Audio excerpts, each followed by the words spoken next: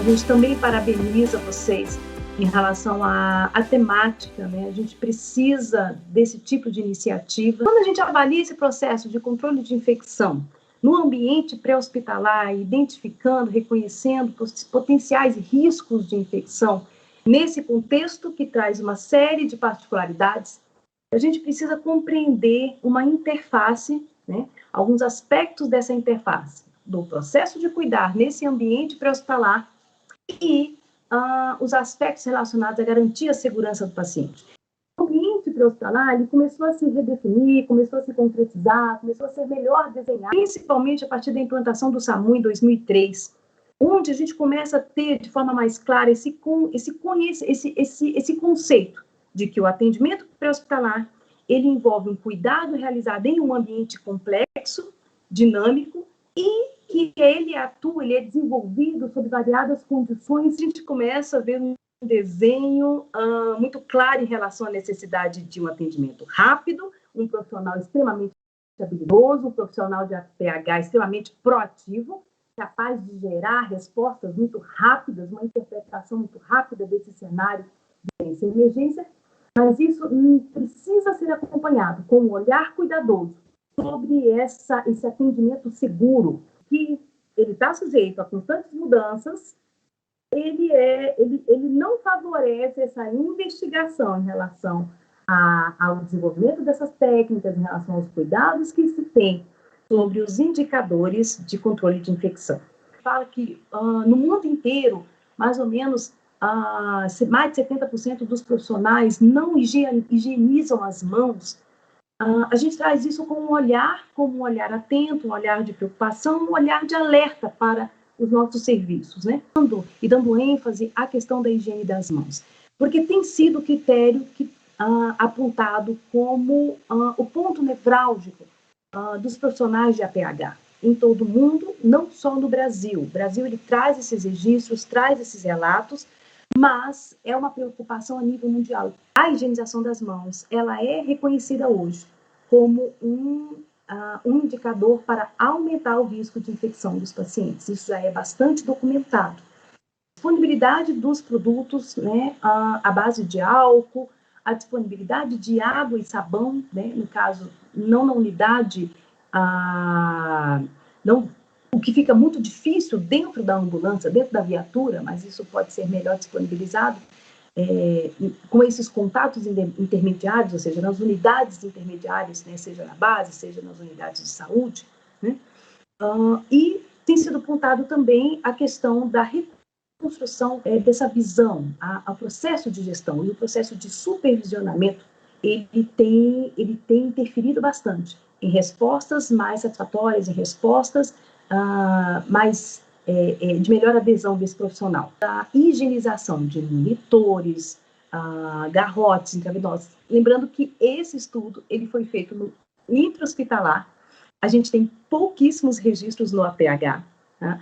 Mas a gente tem reflexões sobre isso, né, no APH, né? E assim, já é investigado nas emergências, né, que há uma microbiota resistente, né, em garrotes, em utensílios, no material de emergência, né, e as técnicas assépticas, a necessidade de técnica asséptica na punção venosa, né, a questão da desinfecção terminal tem sido apontada também como uma preocupação, ou seja, eu preciso higienizar essa superfície. E eu preciso higienizar essas superfícies com uma padronização, com uma sistematização, para que se tenha realmente resultados mais significativos em relação ao controle de infecção. Alguns aspectos aqui, inclusive alguns aspectos que têm gerado polêmica, né, em relação a esse manejo, ou seja, o paciente confirmado, suspeita de Covid, ele é atendido pelas unidades de APH, e quais são as considerações mais importantes que a gente precisa ter para esse atendimento. Em relação à ambulância, são dentro da viatura, no momento em que você tem um paciente Covid, potencialmente Covid, ele tem um nível de exposição muito grande, ele desenvolve um nível de exposição muito grande para o profissional, no momento que esse ambiente da ambulância, ele é um ambiente confinado, ele é um ambiente muito restrito em relação a essa dissipação. Por isso que a preocupação com a aerossolização ela tem sido muito reiterada. É bastante polêmica, não há um consenso ainda, mas a gente identifica algumas iniciativas e algumas particularidades do processo, ou seja, às vezes a necessidade de proteger os equipamentos, proteger, né, as superfícies, tem que se considerar que tipo de material vai ser utilizado, se esse material ele é absorvível ou não, que às vezes o que é utilizado ele não necessariamente se torna efetivo. A questão de ambiente, a gente pontua aí a questão da área de paramentação e desparamentação, a possibilidade de minimizar essa exposição dos materiais dentro da viatura.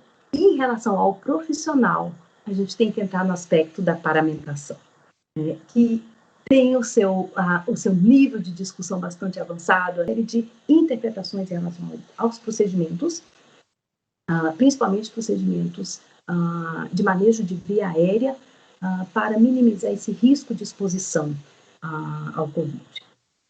E exige que todas as superfícies sejam higienizadas.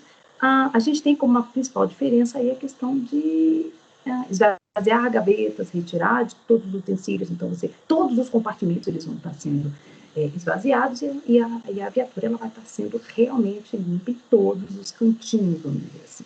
Tá? Essa é a grande diferença aí na prática em relação à terminal concorrente.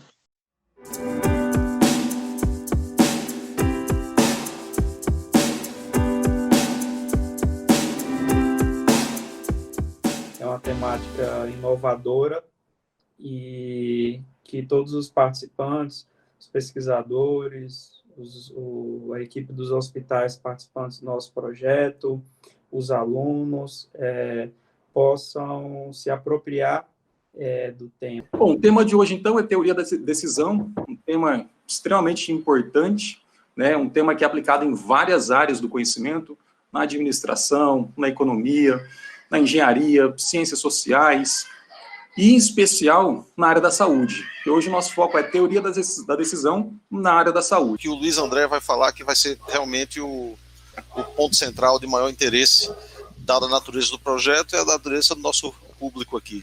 Essa decisão, né, que vem do latim decedere, que significa literalmente parar de cortar no sentido de parar de interromper. Como decisões são tomadas a nível individual ou coletivo é uma questão chave para que a gente possa assumir o controle dos nossos destinos. Vamos dizer, certeza aqui é uma certeza relativa, vamos dizer assim.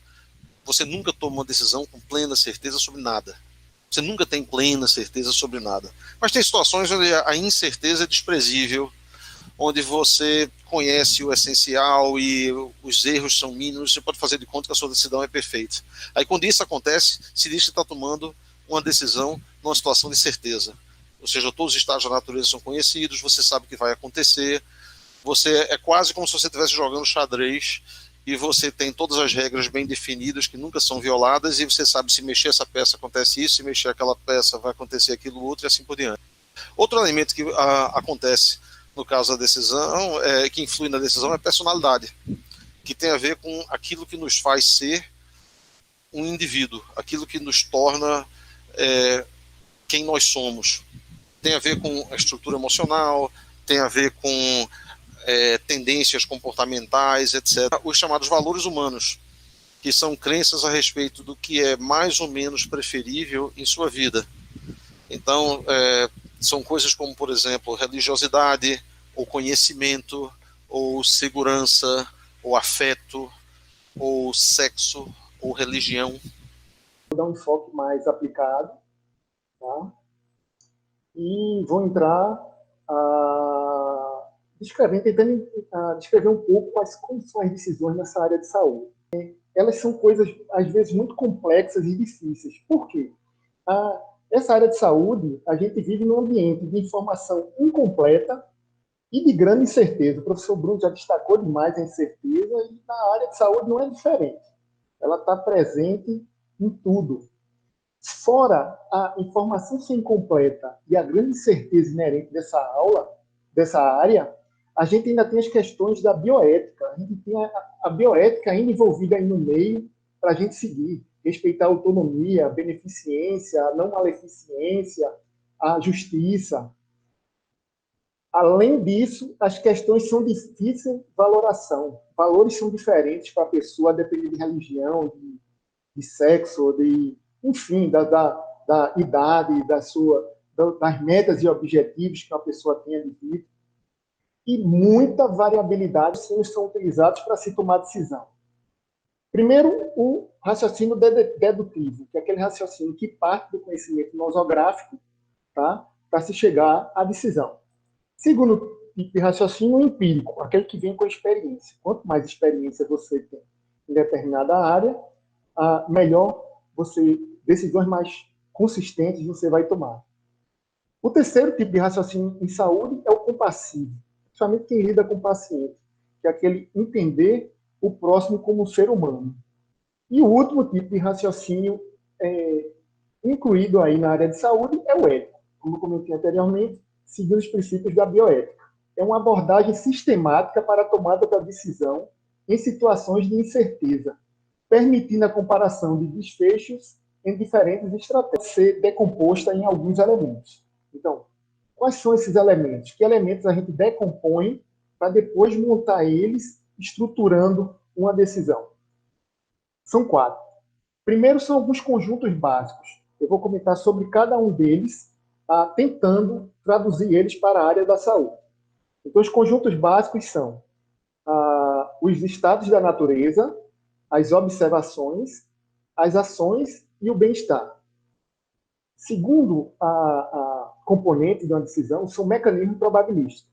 No momento que você toma uma ação, desencadeia um mecanismo probabilístico na qual você vai ter uma consequência dele. Então, o primeiro mecanismo probabilístico é a função-consequência. O próximo é o conhecimento a priori, e o terceiro mecanismo probabilístico é a verossimilhança.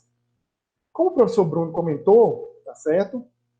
Ele comentou, uma das formas de você avaliar a preferência de alguém, principalmente por consequências, é a função utilidade.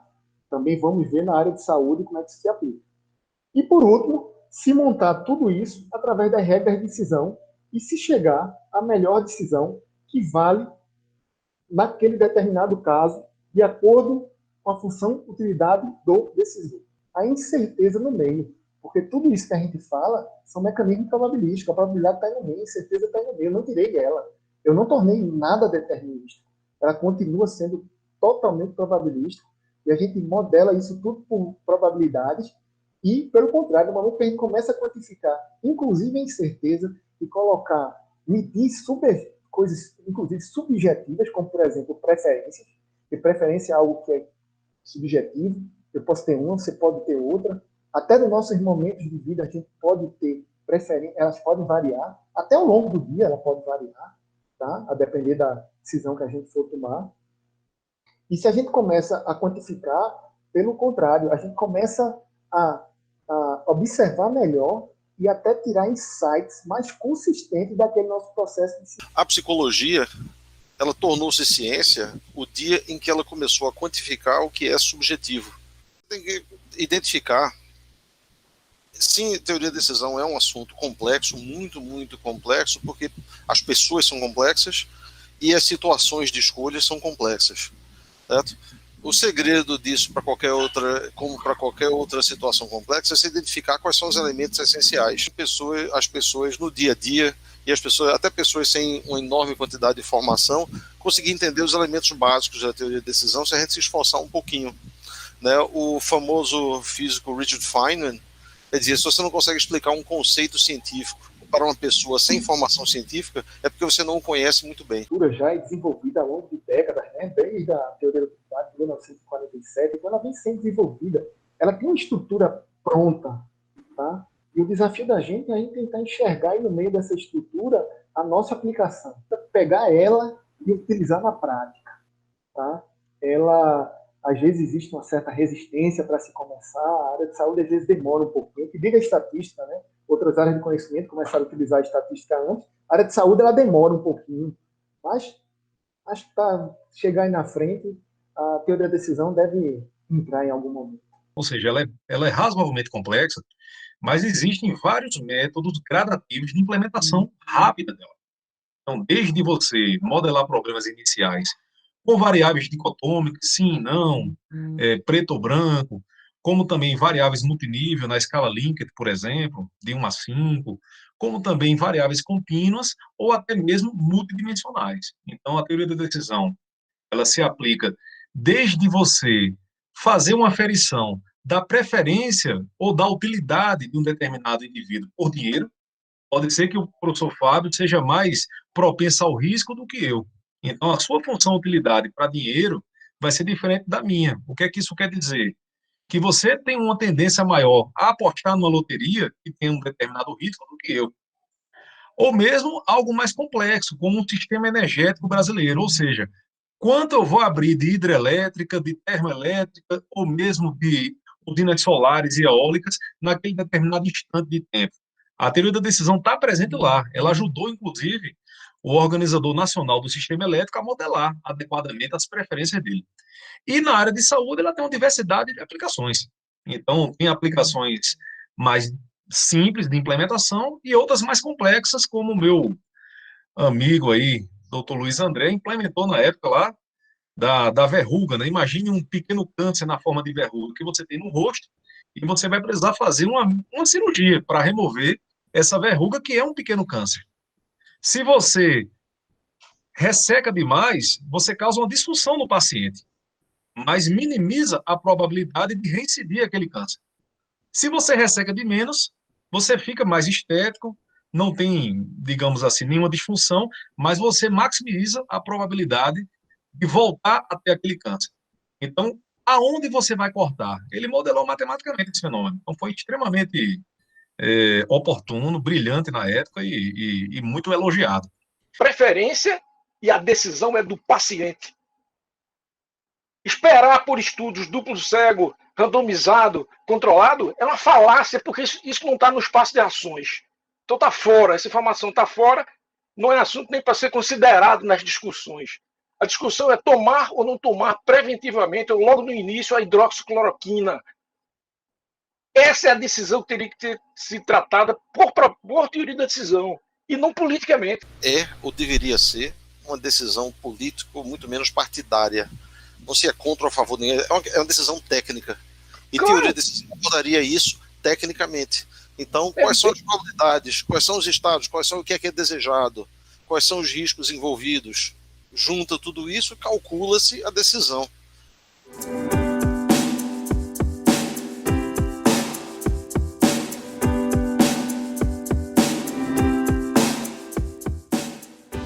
A resistência ela é um dos desfechos, né, um dos 5 desfechos que tem previsto no nosso projeto. Então, a gente investiga a incidência, a letalidade das IRAs, o tempo de permanência hospitalar, os custos econômicos em decorrência das IRAs e a resistência microbiana. E é uma discussão extremamente importante, porque se a gente for pensar nos últimos 15, 20 anos, essa história de resistência microbiana, bactérias e micro-organismos resistentes a antibióticos, ela tem tirado o sono não só da comunidade científica hospitalar, mas da comunidade de modo geral. A gente tem vivido nos últimos 10 anos, principalmente, uma ascensão de micro-organismos que não são responsivos à terapia. Tem aprendido muito com o projeto, né, que nós temos estudado bastante, nos atualizado muito, então está sendo, assim, extremamente satisfatório nesse ponto de atualização. O termo antibiótico, então, ele deriva dessa antibiose, dessa palavra antibiose, onde um micro-organismo está impedindo o crescimento de outro micro-organismo. Os antibióticos, eles podem ter essa divisão, então, de antibiótico natural, visto lá que o conceito que antibiótico é uma substância totalmente natural, e um outro conceito que vem, que é antibiótico sintético, então já são aqueles produzidos em laboratório, que eles podem ser sinônimos de antibiótico de quimioterápicos anti-infecciosos. Quando a gente fala quando o antibiótico, ele é produzido por um micro-organismo para inibir ou paralisar o crescimento de outro micro-organismo. Então, quem que a gente está chamando de micro-organismo aí? As bactérias, os fungos, os protozoários. Eu vou deixar o vírus de fora, agora eu vou explicar por quê. Veja, quando eu tenho um antibiótico que ele atua contra as bactérias, quando então eu tenho essa substância química que vai impedir o crescimento bacteriano, aí eu vou chamá-lo de antibacteriano. Se essa substância, esse antibiótico atuar inibindo ou paralisando o crescimento dos fungos, ele é um antifúngico. Então, ali, ó, como antibacteriano, a gente pode citar a azitromicina, que é um nome que está bem aí na nossa cabeça, né? Um antifúngico, um cetoconazol, ele é um antibiótico, mas, porém, ele tem uma propriedade para inibir e paralisar o crescimento dos fungos. Antiparasitários, como a ivermectina, a hidroxicloroquina, eles são, então, substâncias para inibir ou paralisar o crescimento de parasitas, como protozoários, um piolho, carrapato. E se a gente estiver falando aqui, se são bactérias, são micro-organismos multiresistentes, porque da pergunta que a gente quer responder no nosso projeto é a gente fazer essa associação, né, dos micro-organismos mais prevalentes, mais frequentes ali, e saber essa resistência. Por que tem que ficar bem claro isso, gente? Porque quando eu estiver falando de antibióticos, eu posso estar usando esse termo tanto para definir que o paciente está com infecção bacteriana ou fúngica. Quando eu falar que o micro-organismo é multiresistente, eu não estou falando só da bactéria, porque os fungos também podem apresentar resistência aos antibióticos.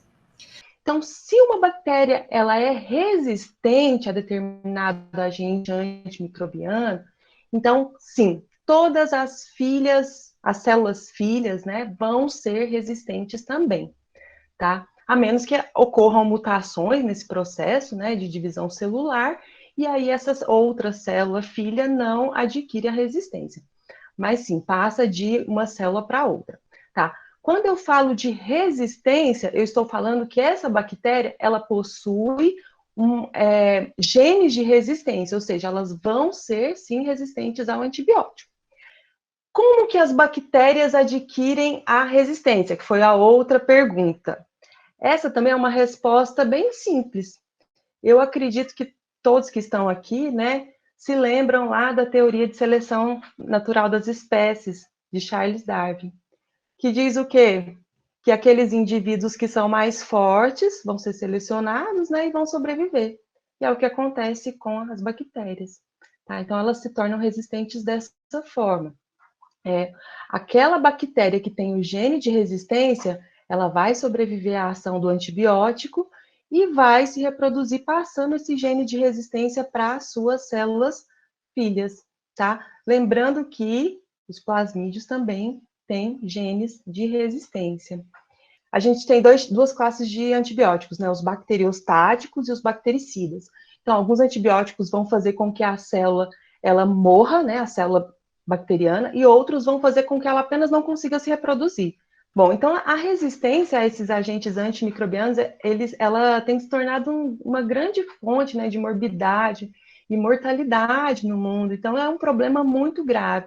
E eu acredito, e eu tenho certeza, na verdade, que estudar esses mecanismos é extremamente importante. Porque quando você entende os mecanismos pelos quais, né, a célula bacteriana consegue se livrar daquele antibiótico, a gente consegue produzir, né, por meio de pesquisa, mecanismos que vão tentar coibir essa resistência bacteriana. Um paciente com complicação, com a presença de uma infecção, seja bacteriana, seja fúngica, ele pode aumentar esse tempo. Muitas vezes você tem aí de 10 a 20 dias. A gente, no Brasil, a gente teve um costume, né, sempre de muito exagero com antibióticos, com antibacterianos, com antifúngicos.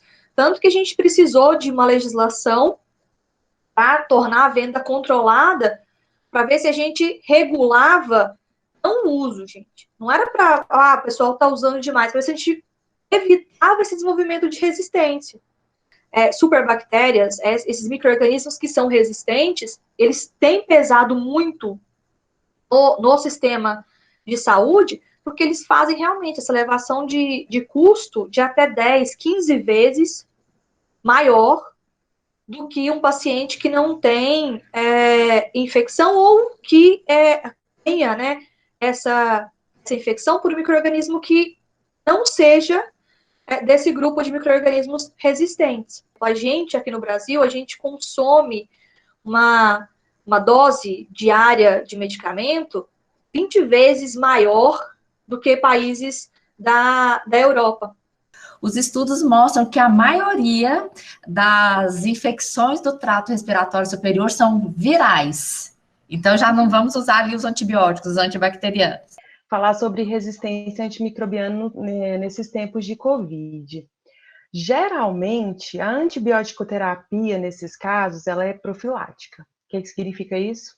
Para evitar uma infecção secundária por bactérias. Hoje em dia, são 700 mil mortes por ano em decorrência de resistência aos antimicrobianos, e existem estimativas que até 2050 vai ser um número maior do que o número de óbitos por câncer anualmente.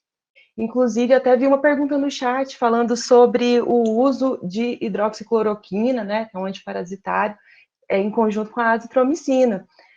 Gente, não é o ideal usar isso, porque não tem comprovação clínica. Os estudos que existem hoje, eles estão avançando, mas não tem nenhuma comprovação.